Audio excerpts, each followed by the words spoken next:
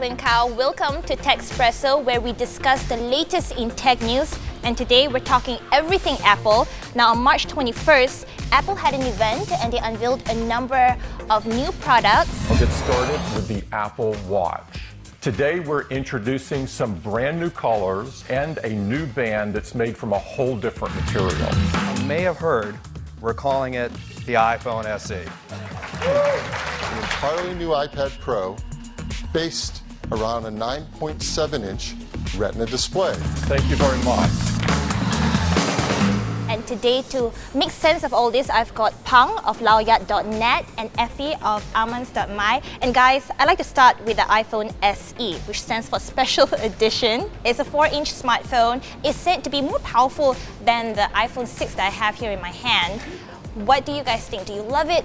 Do you hate it? I think the fact that they added a lot of things from the latest iPhone 6s to the iPhone SE makes a lot of sense, because in a way they're trying to deliver the best performance and best experience in a smaller form factor. I think during the presentation they made a pretty good point that about 20% I think of iPhone 5s users, they don't have an upgrade path that doesn't involve in a larger smartphone.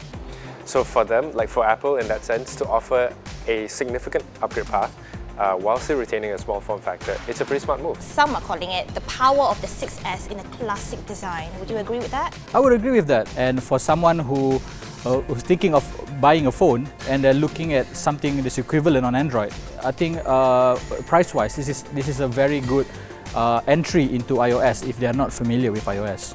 Okay. It's just about 2,000 ringgit, which is, you can say that's quite cheap now for an iPhone. Yeah. For an iPhone. But how about people like me who are using the iPhone 6 or the 6S? Would they use the SE? It depends on the user themselves, because some people actually always have said that I prefer using the iPhone 5s. I think in the West, people are more accustomed to using smaller devices, whereas in Asia especially, you have people who consume a lot of media content from the devices, so that's why they need a bigger phone. Another thing that Apple is using is trying to make Android users to jump. So they're converting. They try to convert to iOS Android user. Oh, lolo. That's actually, I'm not too sure whether that's going to happen, because a 4-inch screen for Android users is like...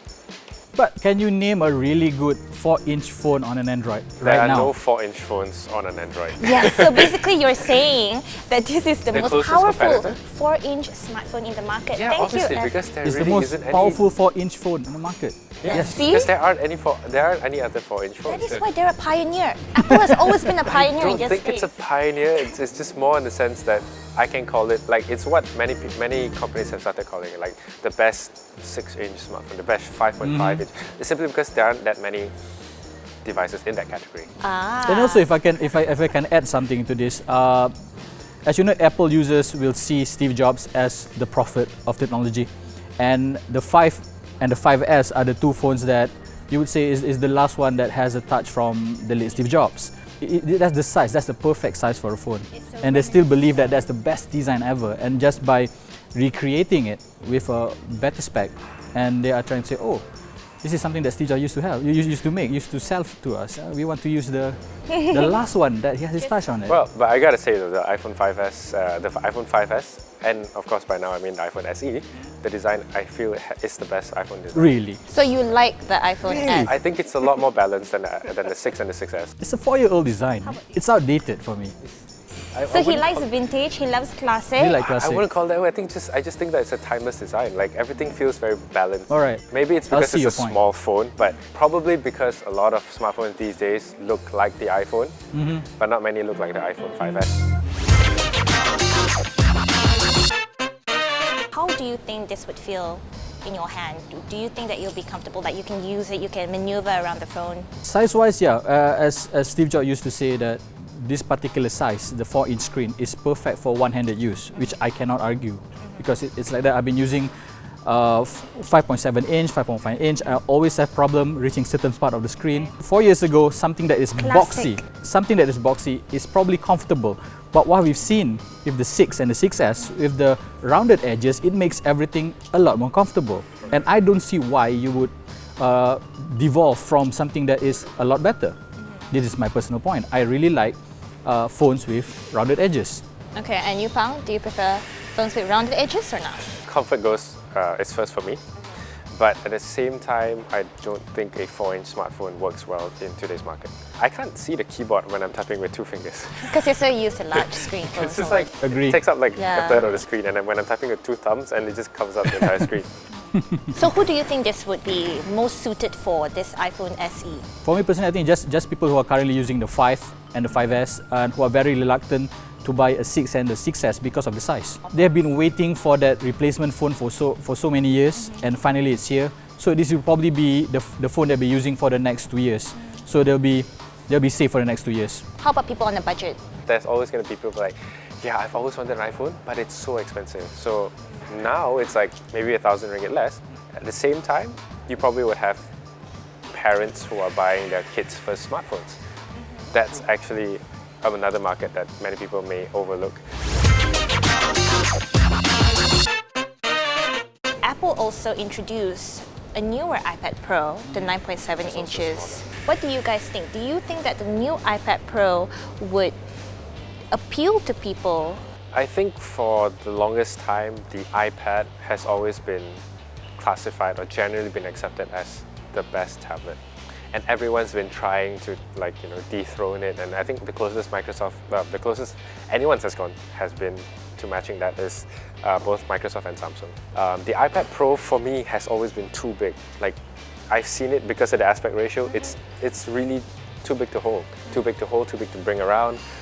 So the iPad Pro 9.7 inch makes a lot more sense because it retains the same size as the iPad Air 2. I think the biggest change has been with the display. I think they call it True Tone display, where the various sensors on the iPad would detect the ambient light and match it so that the color always stays true, Okay. regardless of lighting conditions. And it's very apparent when you compare it with an iPad Air 2. If you've done any graphic design, something that appears on screen has to be as close as possible to something you're going to print.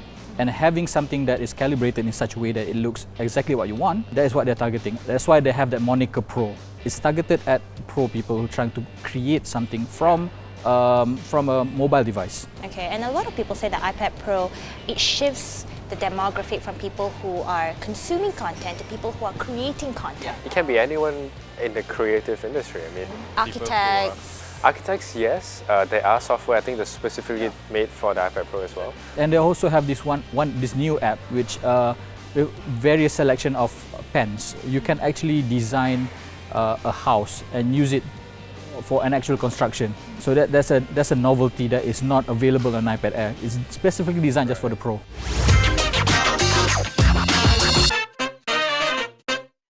Okay, so let's talk about the camera for the smaller sized iPad Pro. Do we need to talk about a camera on a tablet? Yes, you have to.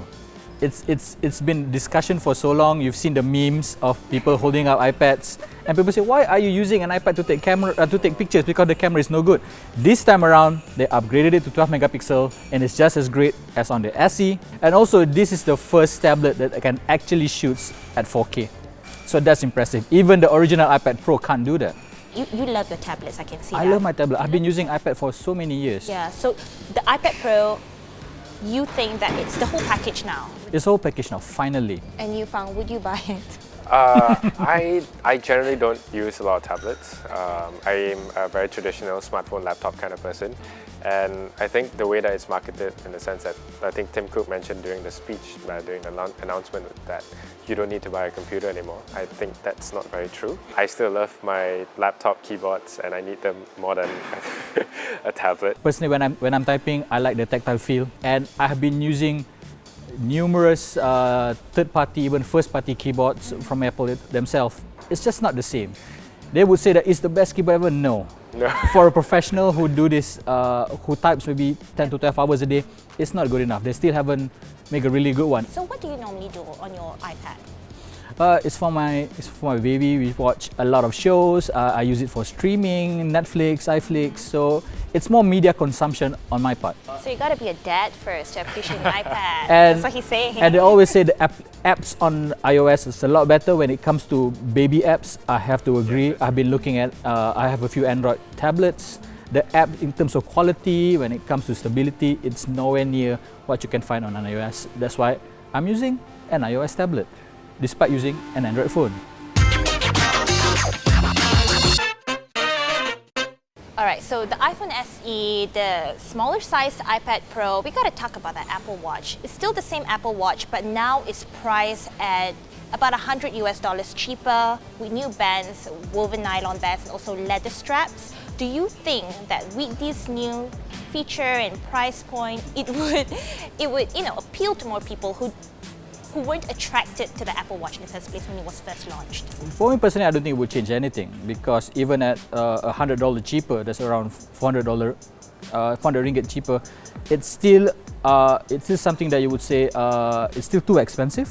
Okay, so it's still pricey for Malaysians. Too pricey for that particular specification. I just don't see that people jumping into the wearable market just because it's 400 ringgit cheaper. I know personally of a friend who actually bought an Apple Watch after the price drop. But that, you gotta remember, that is from a hardcore Apple user. She's always been wanting to try out an Apple Watch. She obviously is very invested into the Apple ecosystem, and the Apple Watch kind of like completes the trifecta. The trifecta. So I'm guessing she has an iPhone, she has an iPad, she's got a MacBook, and now an Apple Watch. And now the Apple Watch kind of completes the whole thing.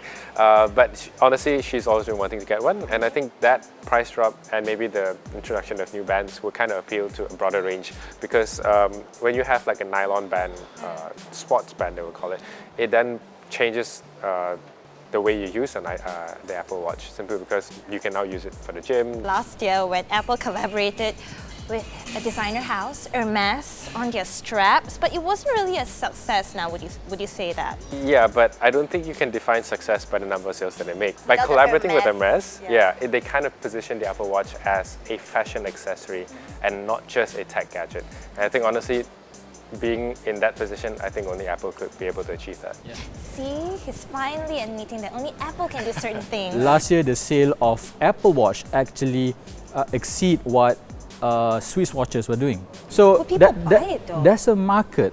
This is not for people like you and me. Yeah. It's These for are people really high-end, high-end and Those they really want watch enthusiasts. they want to embrace Yeah. luxury at the same time embracing technology.